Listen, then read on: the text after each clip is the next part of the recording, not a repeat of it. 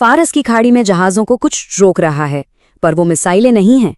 सच तो ये है कि एक ऐसी चीज है जो पूरी तरह से अदृश्य है, लेकिन किसी भी मिसाइल से कहीं ज्यादा ताकतवर साबित हो रही है, और उसने दुनिया भर के व्यापार पर ब्रेक लगा दिया है।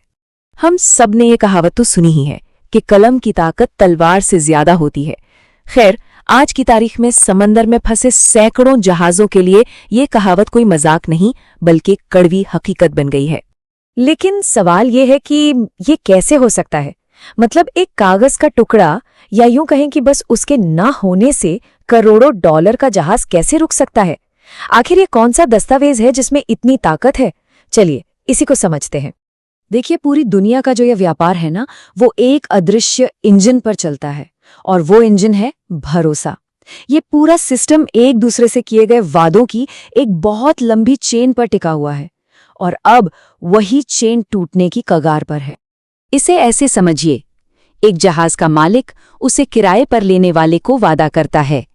किराएदार उस जहाज पर लदे सामान के मालिक को भरोसा देता है, और सामान का मालिक उस बैंक को यकीन दिलाता है जिसने इस पूरे सौदे पर पैसा लगाया है। पर इन वादों पर कोई यकीन करेगा क्यों? यहीं पर एंट्री होती है उस गोंद की जो इस पूरी चेन को आपस में चिपका कर रखता है, मरीन इंश्योरेंस। अब मरीन इंश्योरेंस कोई एक चीज नहीं है, बल्कि ये सुरक्षा की कई परतें हैं, एक के ऊपर एक। सबसे नीचे वाली परत बचाती है जहाज के ढांचे और मशीन को, उसके ऊपर वाली परत बचाती है जहाज के अंदर रखे कीमती सामान यानी कार्गो को।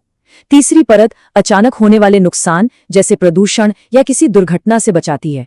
और सबसे ऊपर वो परत है जो आज इस पूरी कहानी की जड़ है, वॉर रिस्क इंश्योरेंस। तो आइए अब सीधा इसी सबसे जरूरी परत पर फोकस करते हैं, यानी वॉर रिस्क इंश्योरेंस पर। यह एक ऐसी पॉलिसी है जिसमें आप कह सकते हैं कि एक तरह का सेल्फ डिस्ट्रक्ट बटन पहले से ही लगा होता है।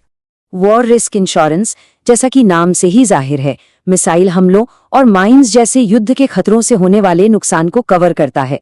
लेकिन इसमें एक बहुत बड़ा पेंच है।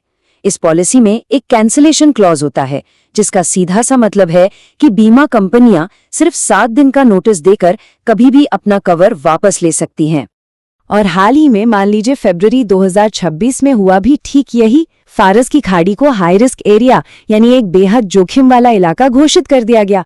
बस इसी एक घोषणा ने उस कैंसलेशन बटन को दबा दिया और प्रीमियम के दामों में जैसे आग ही लग गई। जरा इन आंकड़ों को देखिए, ये दिमाग घुमा देने वाले हैं। एक $50 मिलियन के जहाज के लिए एक यात्रा का जो प्रीमियम पहले सिर्फ $250 था, वो रातों रात बढ़कर $3,75,000 हो गया। मतलब सीधा 1500 गुना का उछाल। पर कहानी यहां खत्म नहीं होती। अब हम इस मामले की एक और गहरी और छिपी हुई परत में उतरने वाले हैं, एक ऐसी ताकत जो पर्दे के पीछे से काम करती है, और वो है इंश्योरर्स का भी इंश्योरेंस। एक सवाल मन में आना लाजमी है कि अगर प्रीमियम इतना ज्यादा बढ़ गया है तो बीमा कंपनियां पैसा कमाने के बजाय अपनी पॉलिसी रद्द ही क्यों कर रही हैं? आखिर कौन है जो उन्हें ऐसा करने पर मजबूर कर रहा है? इसका जवाब है री इंश्योरेंस। सीधे शब्दों में कहें तो ये वो बीमा है जो बीमा कंपनियां खुद अपने लिए खरीदती हैं, ताकि अगर कोई बहुत बड़ी तबाही हो जाए, कोई अरबों डॉलर का नुकसान हो जाए, तो वो खुद दिवालिया ना हो जाए। ये उनका सेफ्टी नेट है। और यही था वो पहला डोमिनो जो गिरा। जैसे ही फारस की खाड़ी में तनाव बढ़ा, ये री इंश्योरेंस यानी बीमा कंपनियों को भी बीमा देने वाले वो घबरा गए, और उन्होंने उस इलाके से अपना फाइनेंशियल सपोर्ट वापस खींच लिया।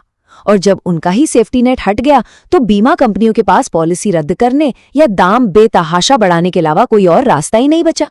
तो इन सब बड़े बड़े फाइनेंशियल फैसलों का जमीन पर या कहूं कि समंदर पर क्या असर हुआ? आखिर ये जहाज वहां फंसे क्यों हैं? इस वक्त 200 से भी ज्यादा जहाज समंदर में फंसे हुए हैं, बस खड़े हैं, इंतजार कर रहे हैं। ये एक बहुत बड़ा नंबर है, और वो फंसे हैं एक बहुत ही अजीब सी पहेली में। निकलने के लिए जहाज को उसी खतरनाक जोन से गुजरना होगा। उस जोन से गुजरने के लिए वॉर रिस्क इंश्योरेंस चाहिए, लेकिन उस खास जोन के लिए इंश्योरेंस अब मिल ही नहीं रहा। नतीजा, सब कुछ ठप, पूरी तरह से पैरालाइज्ड। और इसका असर एक चेन रिएक्शन की तरह पूरी दुनिया की अर्थव्यवस्था तक पहुंच रहा है। पहले जहाज फंसते हैं, फिर बंदरगाहों पर जाम लग जाता है, नतीजा माल ढुलाई के रेट आसमान छूने लगते हैं, और जब ढुलाई महंगी होती है तो सामान के दाम भी बढ़ते हैं, और आखिर में इसका असर हम सब पर पड़ता है, दुनिया भर में बढ़ती महंगाई के तौर पर। तो ऐसे में सबकी नजरें सरकार पर हैं।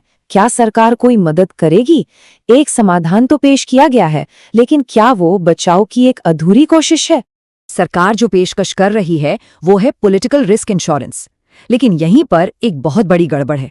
देखिए, सरकार का बीमा जो बाईं तरफ है वो किसी सरकार के एक्शन जैसे कि संपत्ति जब्त कर लेने से बचाता है, लेकिन जहाजों को असली खतरा जो दाईं तरफ है वो मिसाइल हमलों से है, और उसके लिए चाहिए वॉर रिस्क इंश्योरेंस। ये दो बिल्कुल अलग अलग खतरे हैं। तो आखिर में हम इस एक बड़े सवाल पर आके रुक जाते हैं।